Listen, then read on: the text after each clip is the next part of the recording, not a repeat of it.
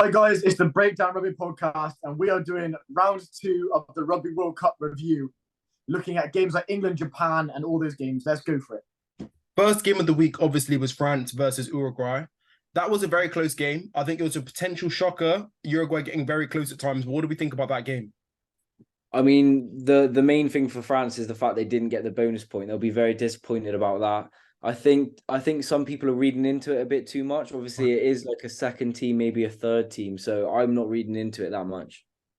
I think everyone's got the right kind of opinion. A second string France team who played top level rugby in France, the best league in the world, should be wiping the floor of Uruguay 60, 70 plus points. And they didn't. They failed to do that. It was a close game. And we've got to be looking at it saying, is this hype around France now starting to come to light as they're not the team of the tournament? Well, every if this was any other team, Ireland, South Africa, New Zealand, and their B team got that scoreline, their credibility will be coming under accusation. I think with France, I've said it this whole year, this isn't the same team as 2022, and they've struggled this year. But Ram, what's your thoughts? Yeah, I mean, I kind of get where everyone's coming from, but at the same time, you do have to think when it's a knockout game and it's one first 23 against another first 23, your second team depth doesn't matter that much. I think France have what it takes with their first team to beat any team in the world.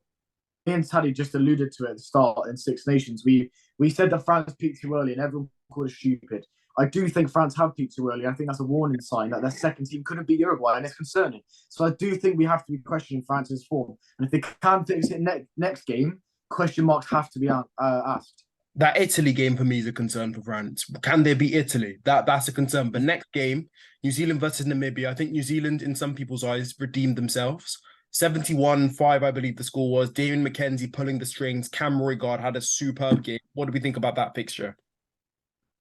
Yeah, I think New Zealand really are just going to make statements for the rest of the pool stages. They'll be very upset with losing their first ever pool game, and now it's all just about bouncing back. So when it comes to that quarterfinal sort of time, teams are afraid of them again. 100%. I think their confidence is up now. I think they're going to kick on from the competition. I don't think that win is necessarily going to have a place in their heart, a big value. But I do think New Zealand are going to kick on deep into the competition now. I do think that. I've said from day dot that Damien McKenzie was the best, probably Kiwi player they have. Just watching Super Rugby, everybody knows New Zealand is the best. Damien McKenzie is the best rugby player in New Zealand, and the fact that he's not included in the match day 23 most times, I think that performance against Namibia, he's now solidified his place in the starting lineup for me. People might say that's out of proportion, but Barrett has to go to the bench now. McKenzie has match-winning potential quality. He does. Yeah. No, I agree with you, but for me, I think him and Roigard have both earned their spot on a bench in a quarterfinal in a knockout game. I think that Barrett, with his experience, is at his third World Cup. He could probably direct the game for 60 minutes for McKenzie to come on and then create something. Next game, Pool D fixture. Sorry, obviously it's going to be interesting to know your guys' perspectives, England fans. Samoa absolutely smoking Chile. I think Samoa was a team that you guys said you had on your radar in terms of, maybe a potential banana peel slip in your group. But how did you think Samoa performed on the weekend?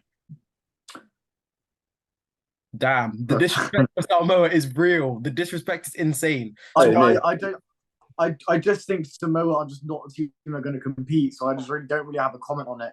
I'm glad that they're improving as a nation. I'm glad they're turning up to win a big event. I'm sure they'll enjoy the occasion, but their time's limited. Yeah, I mean, I think, to be honest, putting 40 points on Chile is about where I think we all expected them to be. We all expect them to comfortably beat Chile with the squad that they've now got. To be honest, I want to see more from players like Sopoaga, Theo McFarland against Chile. I think they were a bit quiet. I know Sopoaga came off the bench, but yeah, there's a few individuals I want to see more from. Did get the feeling it was kind of like a village kind of rugby game in that game. It just wasn't. It just wasn't entertaining. Drop balls. It was a scrum fest. It just really poor showing for rugby. But they got the win, and let's move on. That's what matters. Yeah. Next game, Wales, Portugal. Louis Zammit hitting the Sui celebration, scoring on them 28-3. In fact, before we actually move on to the actual game, do you guys think that Sui celebration from Louis Zammit was just shameless, or do you think it's more of what rugby needs? I was going to say, I think it is what rugby needs. Celebrations like that get people sort of like watching the game interested. What is he going to do when he scores? But yeah, I just think it's good for the game. 100%. It shows character. We always talk about how rugby can grow, and I think Louis Zammit is that. He is that kind of character that just do something out of the ordinary. Just be yourself. And I think Louis Zammit was that. It was a bit cringy. I did call up on a ball, but at the same time, good on him. Do you guys think Wales performed well that game, or do you think they probably could have had more that game? I think Wales were kind of sloppy that game, but what do you guys think of their performance? Yeah, for me, I think it's very similar to England. We'll get onto England in a bit, obviously, but it's job done. It's nothing to get excited about, but they managed through Faletau to get the bonus point late on, so they'll be happy with that. But again, it's nothing impressive. Yeah, I think it's thing is with Rugby World Cup pool stages, it is just about getting the result. It isn't about how much you can beat a team on how you're trying to play. It's just get the result done, get into the quarters. And I think that's exactly what Wales' mentality was. Their selection, the way they played, they didn't go out as an attack the way they normally do. So I think it was just job done for Wales. Good performance.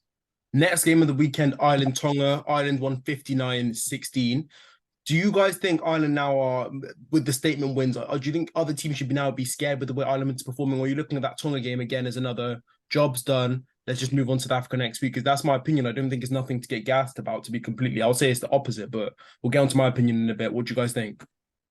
I mean, yeah, I would say 100% the other teams are definitely scared of Ireland. Number one ranked team in the world, sorry. They've got everything. They've got the dominance up front. They play fast. They've got a good attacking system. So yeah, it's 100% to be scared of them. But they can't get carried away with those results against rubbish teams. Grant, I disagree with the first thing you said. They were dominated physically by Tonga. If you like, when I watched that game, scrum time from Kieran, they were dominated physically. Hugo Keenan, after 15 minutes, didn't want any more physicality. Taking shots, Sexton was also drained as well. So like, I'm watching Ireland, South African fan, right, and I'm rubbing my hands for Saturday, thinking they don't like physicality, and that's what we're going to bring to them. But what do you think about them, Kier? Yeah, I think you're really silly thinking that. Actually, I think Ireland are physically. Yeah. I don't think they're thug-like. I think they're physicality in terms of their carrying. I think Ireland so that go into the game. I think it's a bit of both. I think for Ireland, it's job done. Yeah. For other teams, it's wow. Look at Ireland getting these scorelines. It's just important they stay grounded. I think it's just important they stay grounded. You said thug-like. You said they're not thug-like. Is that suggesting the Boks are thugs? Yes, most of them are aggressive Jack Russells on the pitch. Yes. Jack Russells. Sorry, carry on with your flawed analysis. That's fine. Carry on. I just think Ireland needs to stay grounded. It's their next focus is South Africa. The game's behind them now. They just need to focus on the biggest game they're going to have for the next decade, in my opinion. I would agree. I'd say they've had fun. They've played good rugby, good attacking rugby, because they've been given the chance to against bad teams. But against these, listen, you're not going to be able to attack like that against South Africa. They'll know that the game is going to be very different. And you judge them on their games against South Africa and Scotland, not against Romania. But the question is, are they even going to be able to exit the 22 against South Africa? We'll get on to that in a bit. Yeah. Speaking of attacking excellence, South Africa beat Romania 76-0.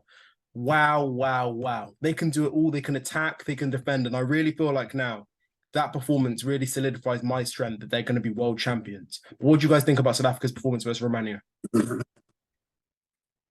I think that's a dreadful take, in my opinion. I think, good players like Cobus Reinach, Mapimpi, yes, they had a field day. It was a training paddock game, wasn't it, realistically? It was against an opposed team. They couldn't tackle, couldn't ruck, couldn't scrum. So the world champions are always going to win that. It was their B team, and it's the same thing. South Africa job done. But question, Kier, Ireland actually conceded to them. South Africa didn't concede. 7-6-0. Is that not a bit of a concern? And you think and you think that matters? I don't think it's partially concerning that Ireland allowed them to penetrate through their defence and score. That is concerning. I really don't. I don't think it matters in the slightest. Bram, what's your thoughts? I mean, yeah, I just think we talk about we talk about France, not having the depth to go and put a bonus point on one of these tier 2 nations. And then Ireland and South Africa are basically demonstrating that. South Africa, for me, have the best depth in the whole world. Like, they can have players like Grant Williams playing on the wing and still picking up 2 tries. But it's a similar sort of way to look at it to the Ireland game. You don't want to get carried away by it because you know that you're just out of their league. Next game of the week, Australia versus Fiji. Problems mounting for Eddie Jones is Fiji. I think it's probably the biggest win in Fijian rugby history. I'm not sure that's an overstatement, but what do we think of Fiji? What do we think of Australia? And is Eddie Jones in trouble? Let's just get the negative out of the way. Australia are in the worst position they've been in for decades now. Eddie Jones, I don't know how he's got his job. I'd be sacking him mid-World Cup. Get rid of him. He's adding nothing to that value. The hype around Eddie Jones is just, for me, is the biggest fraud in the history of rugby. Eddie Jones isn't him, and that's proven by result after result. You guys said to me, Eddie Jones will come in, take him to a semis, take him to a final. I said it from day dot. No, he won't. Yeah, so let's have some respect. Like, I don't think Eddie Jones is that guy. I really was expecting Eddie Jones to have more in the locker than that. Towards the end of the game, they were just running out of ideas. They looked very flat. But you have to give credit to Fiji. They were so good at the breakdown. Boshier was amazing. Tuasova played unbelievably. Like, yeah, Fiji, I think they've proven that they have an 80-minute match-winning performance. I think if you're Australian, you're going to be kicking yourself. How are you going to leave guys like Kwai Cooper, like at home, and Michael Hooper as well? And I loved Carter Gordon so much of this young prospect, but I think we're seeing he's not ready for World Cup rugby. But with Fiji, look, we always said before the World Cup, if Fiji can have a set piece, right, they can win rugby games. And look at them now. Like they've got everything, I think, now to actually go deep into this competition. Would you guys agree? For me, they have to sort out their line out. They really need to sort out their line out. Their scrum has become good. That became a weapon. But if you can't win against the top teams without having a good line out. I disagree. I think where they really lack in the line out, they make up for just athleticism. I think that's what people don't understand about Fiji. They'll run through you with their quadriceps and you don't know what's hit you because they are just simply athletic freaks. And I think that's why Fiji are going to go into this competition because people don't understand how to tackle the Fijians and the offload ability. They can't control it. Before we move on to the England game, right? Obviously, if you guys win your pool, Fiji might come second in their pool. Are you nervous for that Fiji game in the quarters? Do you think you can beat them currently? I think we can beat them. Yeah, right. I'd say anyone in Pool C we'd beat, but the team that I'd like to play the least, looking at it, I would probably say is Fiji. Yeah, because you just don't know what they're going to turn up with on the day, isn't it?